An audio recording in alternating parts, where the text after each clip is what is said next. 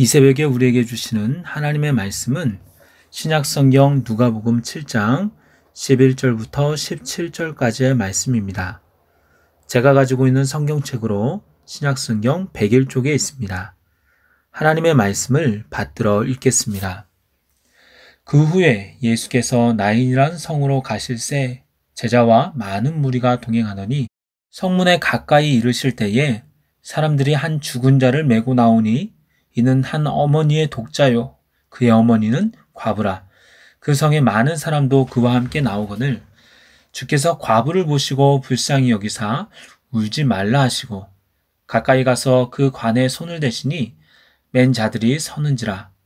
예수께서 이르시되 청년아 내가 내게 말하노니 일어나라 하시매 죽었던 자가 일어나 앉고 말도 하거늘 예수께서 그를 어머니에게 주시니 모든 사람이 두려워하며 하나님께 영광을 돌려 이르되 큰 선지자가 우리 가운데 일어나셨다 하고 또 하나님께서 자기 백성을 돌보셨다 하더라. 예수께 대한 이 소문이 온 유대와 사방에 두루 퍼지니라. 아멘. 이 시간에는 사랑으로 해결해 주시는 예수님이라는 제목으로 말씀을 나누도록 하겠습니다. 예수님은 공생의 기간 동안 총 3명을 살리시는데 첫 번째는 누가복음 7장의 나인성 과부의 아들을 살린 것이고 두 번째가 누가복음 8장의 회당장 야이로의 딸을 살린 것이며 세 번째가 요한복음 11장에서 나사로를 살린 사건입니다. 이 시간은 그 첫 번째 사건인 나인성 과부의 아들을 살린 사건을 보도록 하겠습니다. 예수님은 가버나움에서 백부장의 종을 고치신 후에 나인이란 성으로 가십니다. 나인성은 갈릴리 나사렛에서 남동쪽으로 약 10km 떨어진 작은 마을입니다. 이곳에서 예수님은 독자를 잃은 과부와 그 독자의 장례 행렬을 마주합니다. 현대 사회에서도 과부가 자녀를 잃으면 도저히 살 소망이 끊어진 것처럼 슬프지만 이스라엘 고대 사회에서는 정서적인 슬픔을 넘어서 사회 경제적으로도 큰 어려움에 처해지는 일이었습니다. 왜냐하면 당시에는 남성 중심의 사회였기 때문에 남편도 없고 아들도 없는 과부는 경제적 활동이 불가능했을 뿐만 아니라 모든 재산의 상속에서도 배제되었기 때문입니다. 따라서 아들을 잃은 과부는 이제 경제적으로, 사회적으로도 철저히 고립되어 소외된 삶을 살아갈 수밖에 없습니다. 그동안 과부는 남편을 잃은 슬픔이 있었지만 독자 하나만을 바라보고 살아갔을 것입니다. 이 독자가 죽은 남편을 뒤이어서 가정을 세우고 가문을 일으키며 새 희망을 줄 수 있을 것이란 기대감도 있었을 것입니다. 하지만 자녀가 죽음으로 이러한 과부의 기대는 사라졌습니다. 이제는 어떠한 희망도 없어졌고 삶을 살아갈 용기도 사라졌을 것입니다. 그렇게 망연자실해서 장례를 치르는 중에 성문에서 예수님을 만납니다. 예수님은 과부를 보시고 불쌍히 여기십니다. 예수님께서 불쌍히 여기셨다라는 그런 표현은 사복음서에 자주 나오는 표현인데 이 마음은 하나님 아버지의 마음입니다. 예수님은 아버지의 마음으로 한없이 낮아진 이 과부를 불쌍히 여기십니다. 그러면서 이렇게 말씀하시죠. 울지 말라. 여러분 어떻습니까? 슬픈 일이 있을 때, 어려운 일이 있을 때, 너무 감정이 북받쳐 울고 있을 때 누군가가 그만 울어, 울지 마 라고 하면 어때요? 더 눈물이 나지 않습니까? 울고 싶지 않지만 누군가 위로해주며 울지 말라라고 할 때는 더 눈물이 납니다. 그래서 보통은 친한 사이에서는 그래 울어, 실컷 울어 하면서 어깨를 내주기도 합니다. 그런데 예수님의 울지 말라는 그냥 위로의 말이 아니었습니다. 슬픔 당한 자에게 하는 보통의 인사가 아니었습니다. 예수님의 울지 말라는 이제 울음을 그쳐. 내가 너에게 보여줄 게 있어. 이것을 보면 너는 울음을 멈출 수밖에 없을 거야. 내가 너의 상황을 바꾸어 줄게 라는 뜻입니다. 그러면서 예수님은 관에 손을 대십니다. 이것은 장례 행렬을 멈추게 하기 위한 조치였는데 당시 관은 뚜껑이 없어서 시신이 잘 보였다고 합니다. 어찌 보면 관이라기보다는 들것이라는 표현이 맞을 수도 있습니다.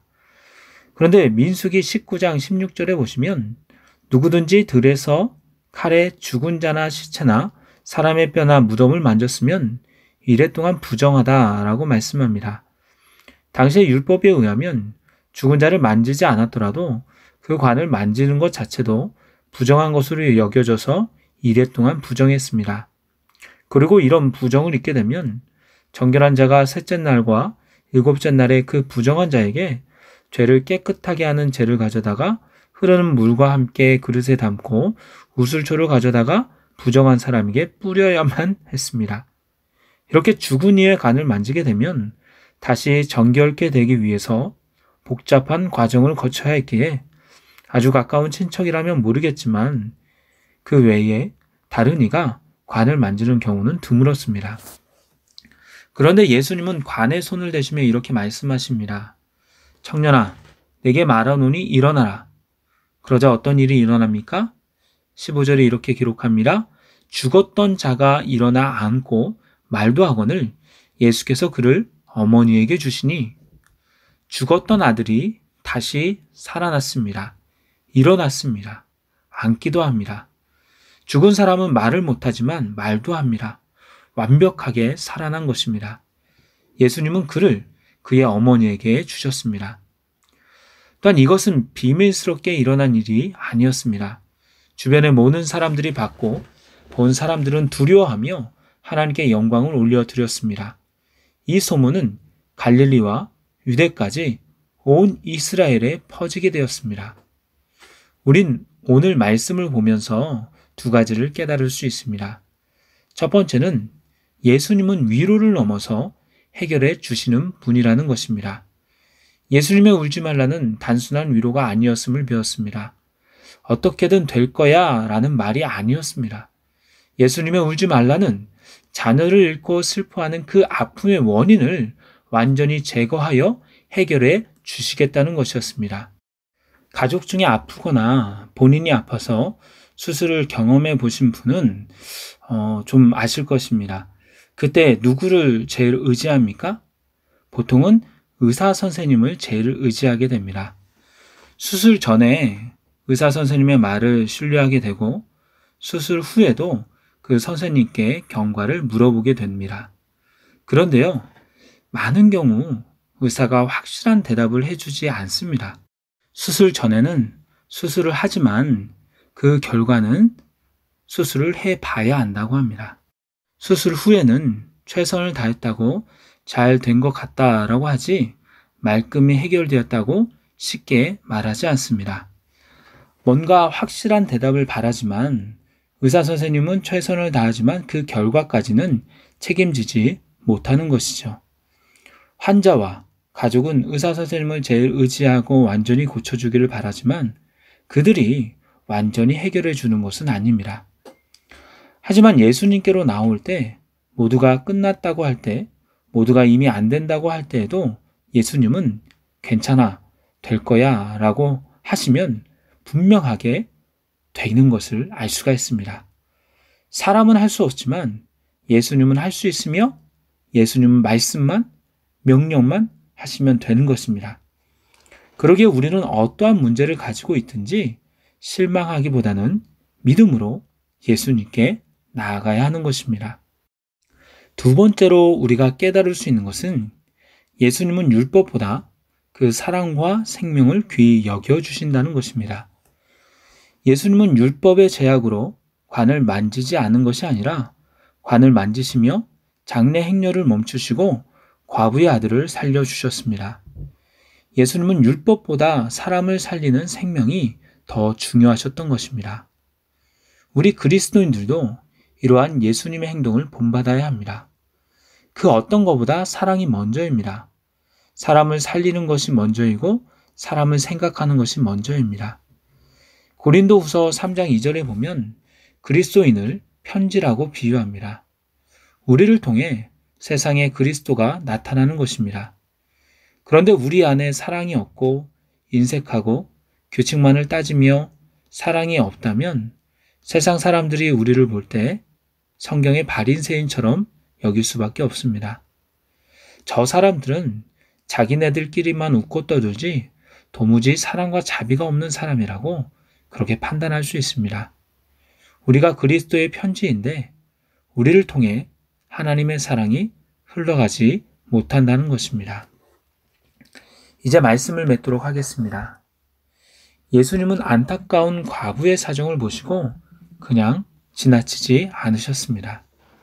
그녀의 문제를 해결해 주셨고 사랑으로 다가가셨습니다. 우리 또한 어찌할 수 없는 문제를 예수님 앞으로 가지고 가므로 주님의 위로와 응답을 받기 바랍니다. 또한 예수님처럼 어려운 이들에게 율법의 잣대보다는 어떠한 규칙보다는 사랑으로 다가감으로써 그리스도의 사랑을 써나가는 이 땅의 그리스도의 편지가 되기를 소망합니다. 기도하겠습니다. 하나님, 이 시간 어찌할 수 없는 고통 속에 있는 과부의 사정을 아시고 그녀에게 다가가셔서 문제를 해결해 주신 예수님의 사랑을 보게 하시니 감사를 드립니다. 저희 또한 그 예수님께 나아가게 하시고 그로 인해서 저희들의 모든 문제들이 다 해결받고 주님의 사랑과 은혜를 경험할 수 있는 저희들의 삶이 될 수 있도록 인도하여 주시옵소서. 또한 세상에서 그리스도의 편지로서 주의 사랑과 은혜를 나누고 베풀 수 있는 삶을 살게 하여 주시옵소서. 이 모든 말씀 예수님의 이름으로 기도드리옵나이다. 아멘.